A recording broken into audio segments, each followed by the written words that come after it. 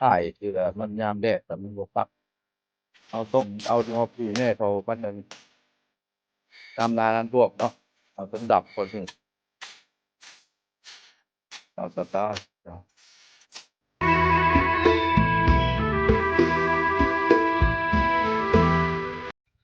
สบายดีเส้นเก่าเส้นเคยมาพบกันอีกแล้วกับซองเบาแปลงบรรณาอันนี้ก็คือทุ่งนาที่ว่าบ้านเสียงเวทเนาะทางเข้าไปที่ทับน้ำเที่ยงพี่น้องเฮามื้อนี้ก็อากาศเหมาะสมโซนนี้ก็เป็นทุ่งนาที่ว่าบ้านเหล่างัวและบ้านถ้ำก็คือถ้ำสร้างพี่น้องจุดนี้เนาะถ้ำสร้างเพราะว่ามี FC ท่านหนึงเพิ่นว่าเบาแปลงถ่ายทุ่งไร่ทุ่งนาให้เบิ่งแนวเสร็จ FC ท่านหนึงเนาะเพิ่นส่งมาก็เลยเก็บภาพบรรยากาศยามเช้าๆพี่น้องเฮาเนาะให้พี่ให้น้องเบิ่งได้เห็นเนาะตัวนี้ก็สิบ่มีหยังที่ว่าได้เก็บภาพบรรยากาศที่ไว้ในทุ่งไร่ทุ่งนาให้พี่น้องเฮาเบิ่งเนาะจุดสายทางนี่ก็ขึ้นไปตัวนี้ก็เป็นแยกออกจากสายทางเลขที่13เนาะสิแยกขึ้นไปทางที่ว่ามันสิเป็นทางเดิมเนาะตัดขึ้นทางเส้นภูเขียวนครแล้วก็ออกทางสวรรณเขตหรือว่าอัตตปือทางเส้นนี้ก็จุดหน้าไปก็สิมีการลงยางเนาะเห็นเพิ่นมาแทรกแล้วเนาะทางเส้นนี้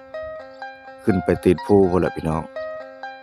ถ้าว่าปัจจุบันนี้เนี่ยแล่นทางลัดนี่ก็ได้เลยเนาะเฮาอยากแล่นแต่ว่าที่ว่ารถบ่หนักบ่ได้รถบ่บรรทุกแล่นขึ้นออกบนชั่งน้ำหนักออกสั่งสิ่งบ่เลยเนาะคลิปนี้เฮาก็สิพาพี่พาน้องย่างเบิ่งในทุ่งไร่ทุ่งนาถ้ำช้างทุ่งนาบ้านถ้ำเสียงเวทกระบุเสียงเวทเฮาเว้าแปลงสิมาตามคำขอทาง FC เพิ่นมาถ่ายบรรยากาศทุ่งไร่ทุ่งนายามเช้าให้เบิ่งเนาะพี่น้องในตัวทุ่งนามื้อนี้อากาศก็เย็นๆเนาะเปลี่ยนไปเป็นมาอากาศบ้านเฮาพี่น้องไปเบิ่งนำกันเนาะเอาสิเลาะถ่ายบรรยากาศให้เบิ่งให้พี่น้องเบิ่งเนาะจุดนี้แต่ก่อนก็เป็นทุ่งให้นาเนาะตัวนี้ก็ได้เป็นหนองเขาเอิ้นว่าหนองพักแพรววันนี้ล่ะเพิ่นยกให้นานี่สิ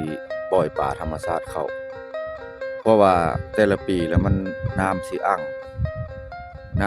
ล้วมันเข้าแล้วมันตายเนาะมันน้ำปีใดน้ำท่วมแล้วมันตายบัดนี้แหละเพิ่นสิใช้ชีวิตแบบยกสระแล้วให้ป่าธรรมชาติเข้าแล้วกัดเพราะว่ามันสิได้ขายเนาะป่าได้ขายดีกว่าสมมุติเฉลี่ยใส่เขาแล้วมันบ่ได้หลายแต่มันน้ำท่วมมันเป็นให้บวมเนาะแล้วเฮายกสระแล้วมาเลี้ยงปลาบัดให้บ่แม่นเลี้ยงเนาะป่าธรรมชาติเข้าก็ได้ขายพี่น้องมันสิเป็น2หนองอันนี้เขาจกตัวนี้หนองที่2นี่ก็ยุคปีนี้เขาเจ้าก็ได้หลายเติบทุ่งนาตัวนี้ละติดกับทุ่งนาเบาแปลงเนาะนาเบาแปลงก็ภาคถึงพุ่น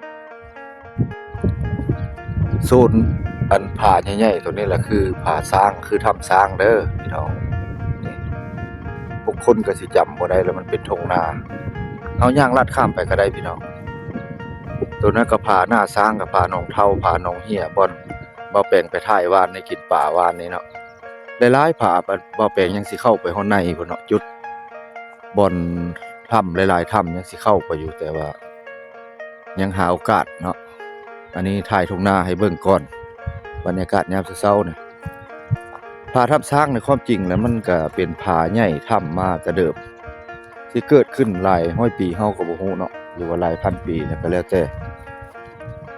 สมัยสงครามก็เข้าไปลี้ศึกเนาะหมดอยู่ถ้ำนี่ก็ถือว่าบ่เป็นหยังเนาะปลอดภัยประชาชนเข้าไปในถ้ำช้างในความจริงนี่ใหญ่ยาวเหยียดเด้อพี่น้องพ่อแต่แม่เพิ่นก็เข้าไปอยู่ในถ้ำช้างนี่ดั้งเดิมมาแล้วเนาะไผก็ฮู้ตอนกลางเว้นแล้วแม่นงัวควายสิเต็มหมดในทุ่งนางัวควาย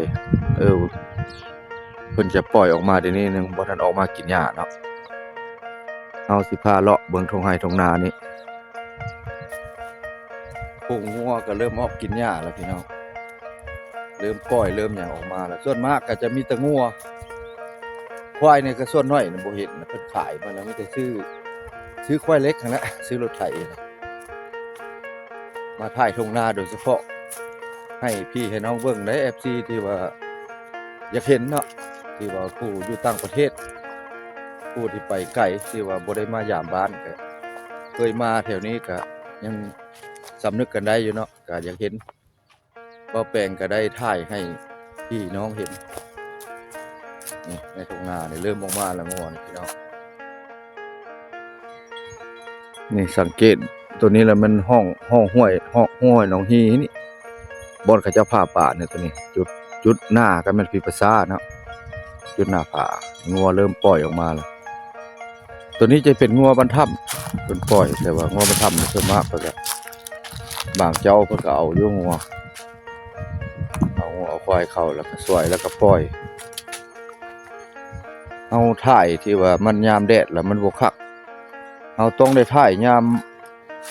เช้าๆในนี้ล่ะใครแน่พี่น้องภาพมันก็เห็นดีเนาะบ่มีกล้องใดก็สิแจ้งปานนั้นดอกถ้าว่าแดดแล้วมันก็บ่งามเป็นบ่พุงงัวพี่น้องตัวนี้ก็ตัวจุดบรรทับเลยเนี่ยก็ไกลเติบตัวนี้ย่างไปฮอดเนาะคอยกันเห็นแต่ว่าเอิ้นกันบ่ได้ยินดอกมันก็ต้องได้โทรมันไก่ทุ่งนามันข้ามทงแต่ก่อนแต่พ่อแต่แม่เพิ่นมีบุญแล้วมันรถบ่มีมันสิได้ย่างข้ามทงไปลิ้นบุญนะอันนี้คือผงงัวได้ย่างข้ามทงไปลิ้นบุญเดี๋ยวนี้แหละเพิ่นเฮ็ดทางตัดขี่รถเอาเนาะสมัยซุมื้อนี้บุญตะข้าวก้อนน่ะสิได้ใส่สลากกันไปล่ะถึงเวลาถึงโมงแล้วก็เข้าไปนั่งบนหมู่ใส่สลากนั่นแหละก็เจ้าก็จัดอาหารระเบียงอาหารมาให้กินเนาะอันนี้ก็สิเป็นตะกร้าเขาเจ้าเตรียมสิได้เอากาเอาหยังแล้วเอาเห็ดหัวไว้เพราะหน้าแถวนี้แหละได้ดำตัวหัวปีมันใส่มันเข้างามแล้วมันน้ำบ่ท่วมพี่น้องเป็นหน้าน้ำท่วมเด้น้ำรอดตลอดเวลาบรรยากาศทุ่งนาก็แถวนี้ก็ถือว่างามหลายพี่น้องเขาพอได้กินผักพี่ผักน้องเข้ามาส้มกิบใหม่ๆเนาะที่ว่าถ่ายทงให้ทงหน้าให้พี่ๆน้องๆได้เห็นสิเป็นพี่น้องชาวไทยบ่ชาวลาวเฮาอยู่ต่างประเทศเนาะฝากพ่อฝากแม่เข้ามาเป็นกำลังใจในช่องบ่าวแปลงบ้านนาที่ว่าได้เก็บภาพบรรยากาศให้พี่ๆน้องๆได้เห็นสภาพทุ่งนาอยู่ประเทศลาวเฮาก็ยังหลายอยู่การเฮ็ดนาก็ธรรมชาติดั้งเดิมแต่พ่อแต่แม่มาบางจุดก็เข้างามบางจุดก็บ่งามบางจุดก็น้ำท่วมมีอากาศเวลาแต่ว่าบ่แปลงสิไปถ่ายบนนาแซงเนาะแต่น่ะอยู่ไสหนองเท่าเนี่ยเพิ่นเฮ็ดนาแซงถือว่าบ่ได้ใส่ปุ๋ยแล้วก็บ่ได้เสียค่าน้ำมีแต่จุบอันน้ำอยู่หนองขึ้นมาฮดเลย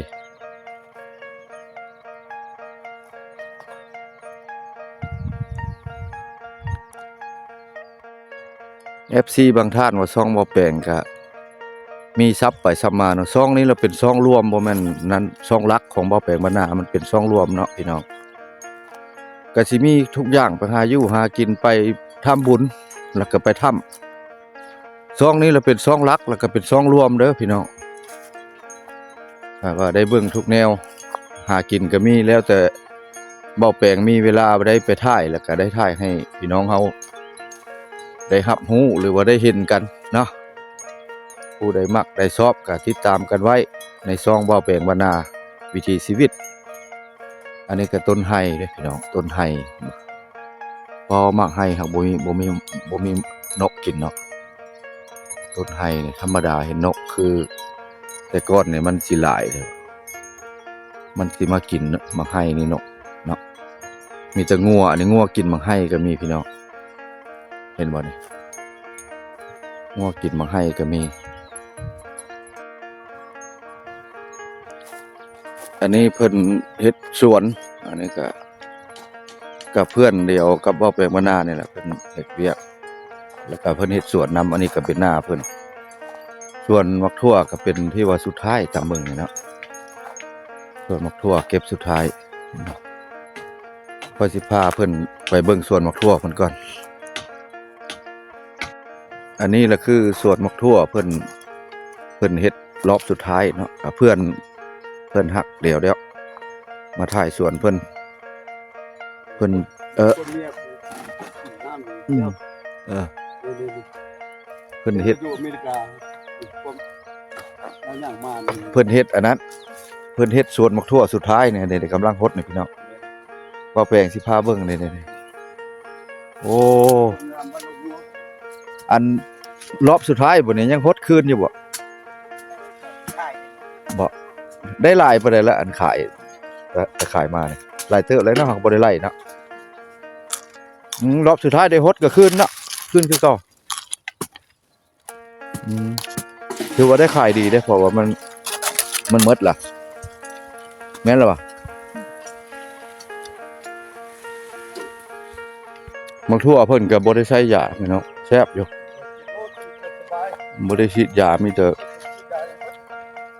ให้ขี้งัวขี้ควายขี้เป็ดขี้ไก่เพิ่นนี่ก็ประจำอยู่บ้านเรางัว